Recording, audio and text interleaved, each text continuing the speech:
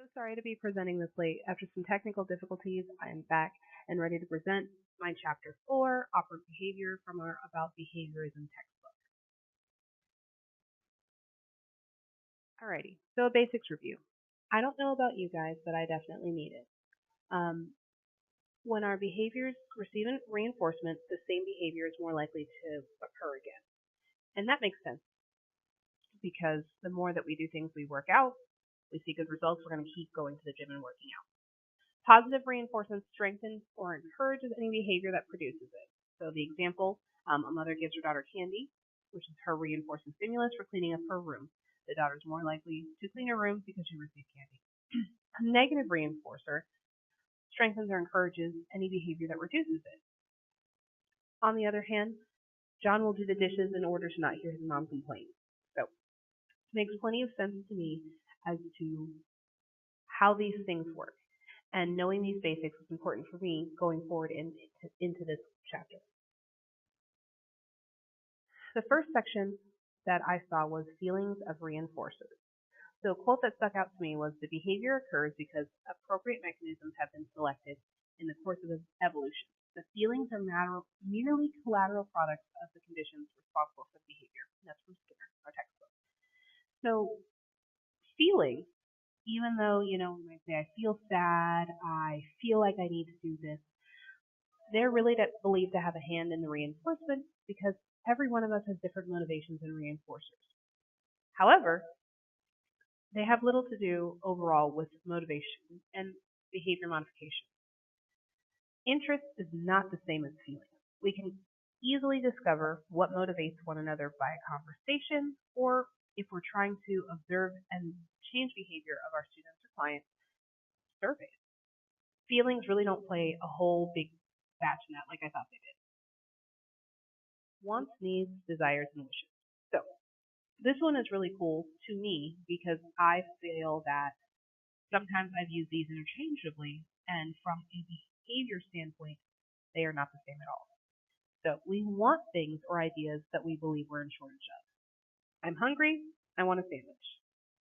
I'm in shortage of food, so it is a want that I have. I'm not dying, but it would be nice to have at the moment.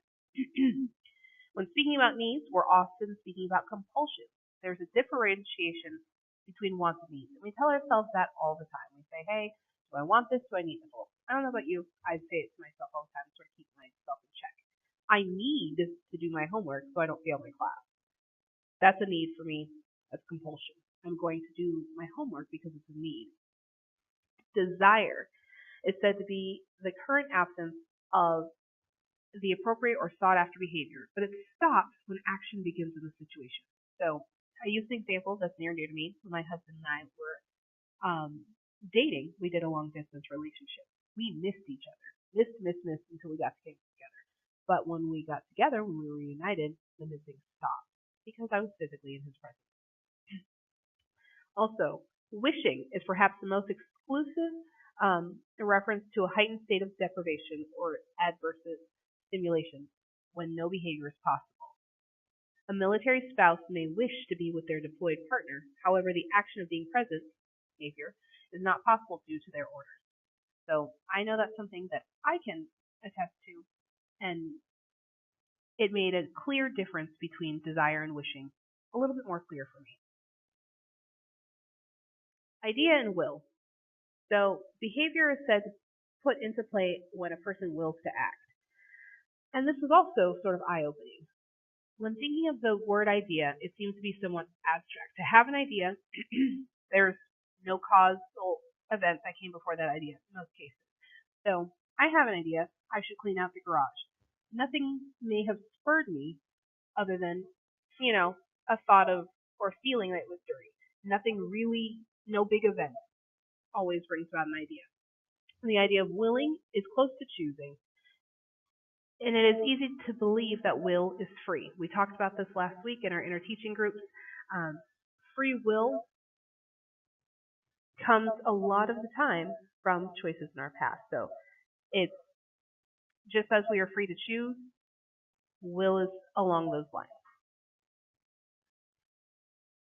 Purpose and intention. And I'm not going to lie, this one sort of confused me a little bit, but this is what I took away from it.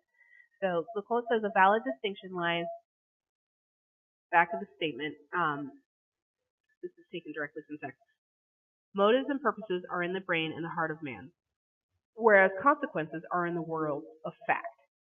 So, purpose and intention are not an exact science and often has roots within our feelings or desires. My purpose or my intentions are going to come from my feelings. So, for example, I had my daughter 7 months ago. My desire to want to be fit, I'm going to intentionally go to the gym. I'm going to say that's my purpose. My purpose of going to the gym is to get fit post baby, and that's what I'm going for. So, purpose and intention, like I said, is not exact and can differ from person to person, and especially with our behavior. Feelings associated with schedules of reinforcement. Okay, so we already know that when behaviors are reinforced, whether positive or negative, depending on what's going on, it's going to continue to happen. Okay, it's not the same as punishment. People are said to have confidence and certainty in the results, and it helps feel safe as well. Pardon me. So, for me, going back to that example, going to the gym, changing up my diet, being healthier in general, and I'm seeing positive results of weight loss, I'm going to continue going to the gym. That behavior of going to the gym and working out is reinforced. Oh my goodness. For example, a baker will work on a new recipe until they know it and it's turned out well. And when it does, they will be pleased and confident in their product. Frequent reinforcement encourages the behavior as well as helps the subject to stay invested. However, a lack of it can cause an extinction of the same behavior. So, using the same example, if I'm going to the gym and I'm doing all the things I'm supposed to do, I'm seeing results, I'm losing weight, I'm toning up. However, I hit a plateau, and it seems that no matter what I do, I can't continue losing weight or building muscle or anything of that nature. I'm going to get frustrated. And more likely than not, I may stop going to the gym or stop putting as much effort into it because that is not being reinforced the way it was when I first started and saw positive results.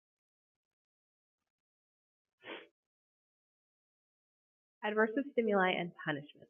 So, this section on punishment really was eye-opening for me because I can say that prior to really getting into this class, I could not tell you the difference between positive and negative reinforcement and positive and negative punishment. So punishment is easily confused with negative reinforcement, sometimes called adversive control. The same stimuli are used, and negative reinforcement might be defined as punishment of not behaving, but punishment is designed to remove behavior from our repertoire, whereas negative reinforcement generates behavior. That was in our textbook, and that really cleared that up for me, so I felt it was important to touch on. When dealing with punishment, how often you use it, what the schedule of punishment, severity, they have effects that's rooted in the feelings or characteristics of the individuals affected. Punishment for you might not be the same as the punishment for me. So you really have to look at the character traits or feelings and motivations of each person being punished and what would motivate them to stop the behavior. Structuralism. Habit formation is one of the first structuralist principles in that the act of developing a habit stems from getting used to behaving a certain way. Okay, frequency plays a part as well. And the early belief said that if something has happened before, it will most likely happen again. There used to be lots of harsh laws back in the Middle East, still some places in the Middle East, Greek law. So if you had stolen or robbed or done something like that before, you were a criminal, you most likely do it again, and they usually dealt with people pretty harshly. Time plays a factor in structuralism, and over time, changes and adaptations, that occur in behavior often or in our cultures stem from principles of structuralism. Our minds in operant behavior. So, another quote that put things in perspective for me, the view that mental activity is essential to operant behavior is an example of the view that feelings or introspectively observed states are causally affected. So Skinner also stated that for operant behavior to be effective, we must have the belief of association. So an example of this would be a person associating fried foods with an unhealthy lifestyle and or appearance, and as a result, avoiding this type of food and choosing to eat more fruits and vegetables daily instead of eating the fried food. This is fine, but it's not always an absolute, as associations come with exceptions to the rule and contingencies. If you've ever gone on a diet, and I know I talk a lot about food, but I love food. If you've ever gone on a diet, you know that it's okay to have some cheat days. If you're strict this whole time, you're likely to slip up a little bit. And having the contingencies of not just eating fruits and vegetables, not just, avoiding everything unhealthy, but having a treat day every now and then can still keep people on track with that. So those exceptions to the rule make that association okay. Other needed behaviors in operant behavior are belief and understanding. We must believe that what we are doing has a purpose, whether we're trying to gain something or avoid something, and we have to understand how things work around us or behave, how it plays also within our own behavior. That is the end of my presentation. The reference, of course, would be our Skinner book about behaviorism. And these are some questions I personally have at the end of chapter 4. So, if behavior becomes pursuit, but only after reinforcement, how often does this reinforcement lose its power? Also, when this happens, what is the process to continue the behavior modification process? So if your person or yourself loses interest, how do we gain that back and get back on track? How often do we believe or let thoughts of feelings, free will, and choice influence our behavior? I can say I don't feel like going to the gym. How often do I let that get in the way of what I'm trying to accomplish? And how do we overcome that from a behavioral standpoint? How many of us, without prior knowledge, and I said this earlier, confuse positive and negative punishment with positive and negative reinforcement? I know that's something that's clear to me now, but prior to reading this or really getting into the course, that's something that I thought was one in the same. And what are some of the biggest takeaways that you guys had from this week's reading? The Skinner chapter only. I would love to hear what you have to say. Thank you so much for coming and listening. I look forward to hearing from you guys. Have a great day.